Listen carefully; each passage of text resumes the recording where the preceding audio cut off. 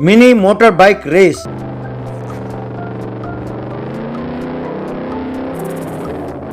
विकाराबाद नाम के गांव में एक सरकारी स्कूल था जो बहुत ही बुरे हाल में था। उस सरकारी स्कूल में गरीब बच्चे पढ़ते थे। एक दिन दशरथ नाम के अध्यापक से मन्नू नाम का लड़का, मास्टर जी, क्या आप देख रहे हैं कि हमारे स्कूल की छत की हालत दिन ब दिन बिगड़ती जा रही है। आप हमें सौर मंडल के बारे में बता रहे हैं और यहाँ ऊपर से सूरज की किरणें सीधा हमारे सर पर गिरकर हमें बहुत गर्मी दे रही है और हमारे बेंच की लकड़ी में दरारें पड़ने लग रहे हैं। हमारी चमड़ी उसमें फंस जाती है। बहुत परेशान है मास्टर जी। और जहाँ तक फर्श की बात है, मैं जानता हूँ बेटा कि हमारे स्कूल की हालत ठीक नहीं है।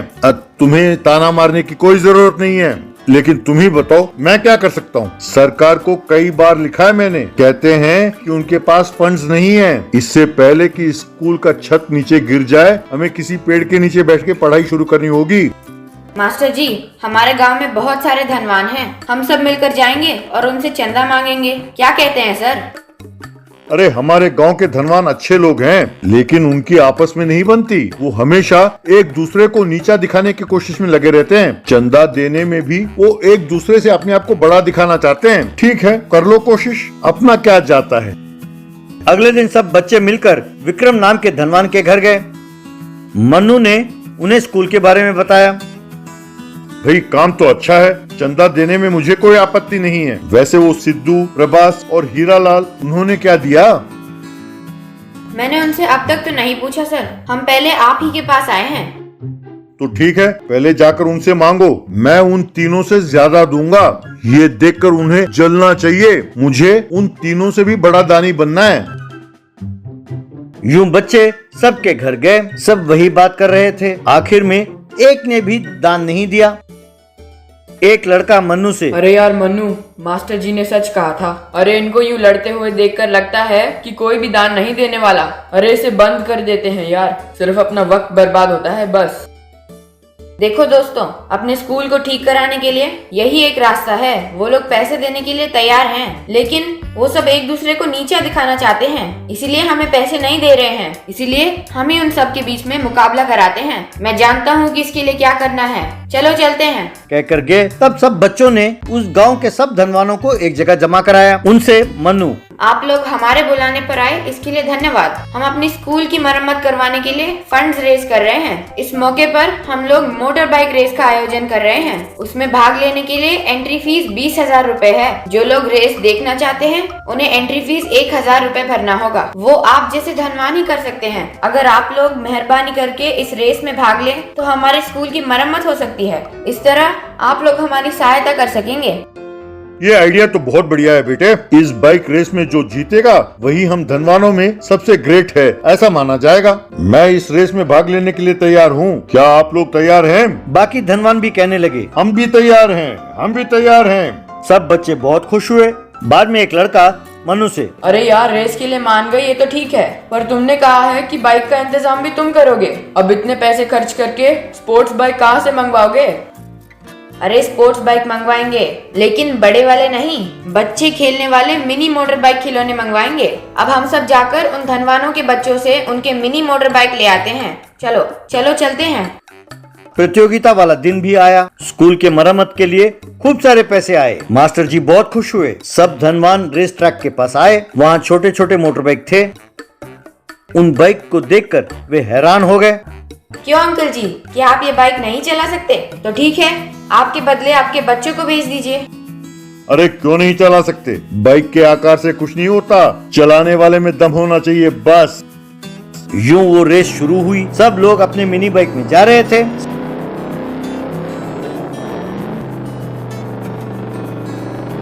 सब एक दूसरे के आगे निकलने की कोशिश में थे। यूं काफी देर तक प्रतियोगिता चलती रही, लेकिन उन्हें फिनिश लाइन दिखाई नहीं दे रहा था।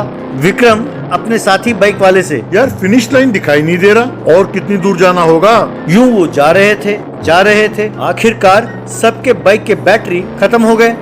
सबके बाइक वहीं रुक गए। सब गुस्से में बाइक से उतरे। दशरथ मास्टर जी उनके पास आए।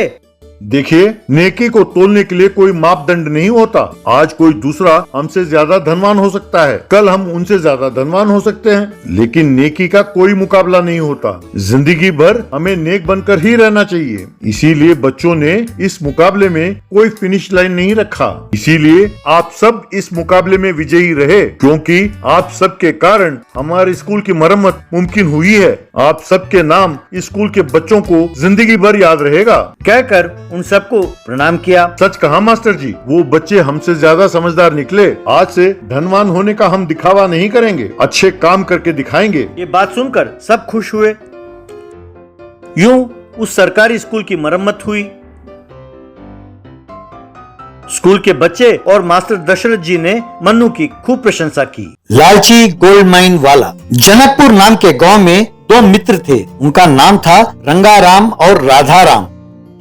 दोनों जंगलों में पेड़ काटते हुए गुजारा करते थे। रंगाराम ईमानदार था, पर राधाराम लालची और चालबाज था। एक दिन रंगाराम को अपने घर के बाहर एक सिक्का मिला। उसे राधे राम को दिखाते हुए, अरे यार, ऐसे सिक्के जब तक हमारे घर के पास मिलते रहते हैं। वैसे ये है क्या? सोने का सिक्का है क्या? राधाराम ने उसे लेकर, अरे नहीं यार, कोई पुराना खोटा सिक्का होगा, तो मुझे दो, मैं कहीं फेंक देता हूँ, कहकर उसे ले लिया। बाद में वो एक जोहरी के पास उसे ले गया। वहां जोहरी ने उसे घिसते ही पता चला कि वो सोने का सिक्का है। उसे बेचकर इसने पैसे ले लिए। एक दिन रंगाराम को घर पर एक नक्शा मिला। उसे लाकर राधाराम को दिखाता हुआ, यार, ये हमारे घर के अलमारी से निकला है। लगता है कि ये किसी खजाने का नक्शा है। मेरी माँ कहती रहती थी कि हमारे पूर्वज खजाने को तलाश करते रहते थे। चलो उस खजाने को ढूंढते हैं, अगर वो मिला तो अपनी जिंदगी संवर जाएगी। यार, उसे देखकर राधाराम, ये कोई खजाने का नक्शा नहीं है पगले, ये तो यूं ही किसी ने कुछ लकीरें मार दिया लगता है। तुम्हारे पूर्वज भी तेरे जैसे पागल थे, खजाना वजाना कुछ नहीं है। चलो काम पर चलते हैं, 4 पैसे कमाने की सोचो। अगले दिन राधाराम एक बड़े थैली को कंधे पर डालकर नक्शा लेकर निकल पड़ा।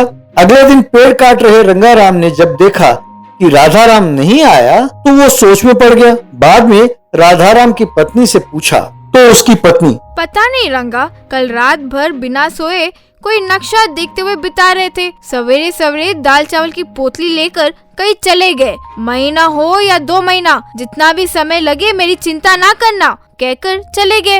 ये सुनकर रंगाराम समझ गया कि उसके साथ धोखा हुआ है। जंगल में जाते हुए राधाराम नक्शा देखते हुए, हाँ, लगता है यही वो जगह है। उस बेवकूफ ने यकीन कर लिया कि ये नक्शा नहीं, यूं ही लकीरें हैं। चाहे जितना समय लगे, जब तक खजाना हाथ न लगे, यहाँ से जाने का सवाल ही नहीं होता।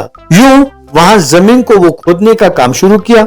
यूं खोदते खोदते एक सुरंग बन गया। वो उस सुरंग में और खोदने लगा।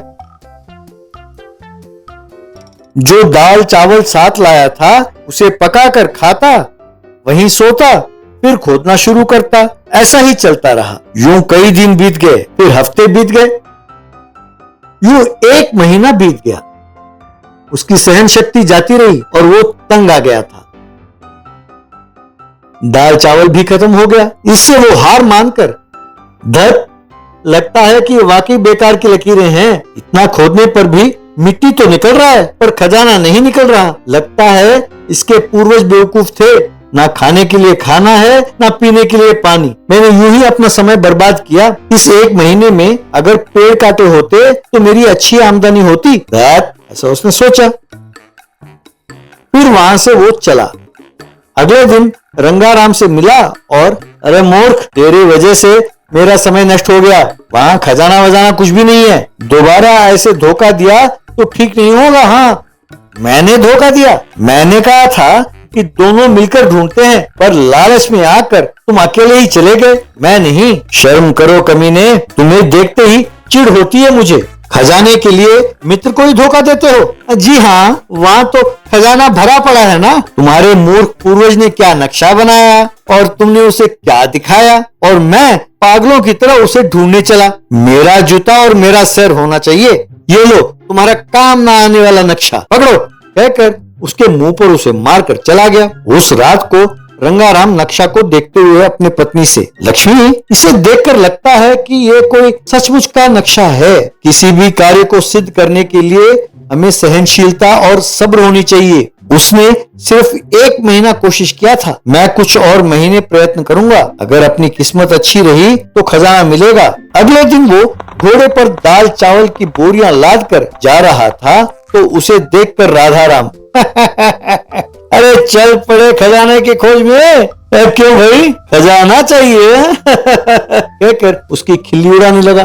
घोड़े पर जंगल में जा रहा था तो रंगाराम को वहां एक गड्ढा दिखाई दिया। वो नक्शे और उस गड्ढे को देखकर, अच्छा तो उसने यही कोशिश किया था, भाई नक्शे के अनुसार तो यही खोदना चाहिए था, उसने सही जगह तो खोदा था कहकर गड्ढे में कूदा। अंदर सुरंग को देखकर, उसने काफी खोदा है, पता नहीं मुझे और कितने महीने और कितने साल खोदने होंगे। हे भगवान, मैं बिना हिम्मत हारे सब्र के साथ जितने भी महीने लगे या साल खोदता रहूंगा, मुझे खजाना मिले ऐसा आशीर्वाद देना भगवान कहकर कुल्हाड़ी से एक जोर से मारा। बस दीवार टूटा और उसमें से सोने सब बाहर निकले।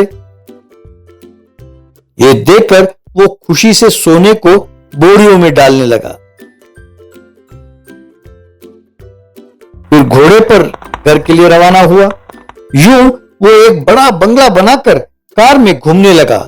जरूरतमंद लाइन में खड़े होकर रंगाराम से पैसे ले जाते थे। एक दिन यूं पैसों के लिए आए राधाराम से, यार जिंदगी में कुछ भी हासिल करना हो तो सब्र होनी चाहिए। मैंने अपने मन में ठान लिया था कि चाहे जितने साल लग जाएं, मैं ढूंढ कर ही रहूंगा, पर वो मुझे एक ही मार में मिला। पर तुम बेसब्र होकर लौट आए। ये लो, ये पैसे लेकर कोई धंधा शुरू करो और खुश रहो। यूं रंगाराम उस गांव के लोगों को धन की सहायता करता हुआ खुशी खुशी रहने लगा।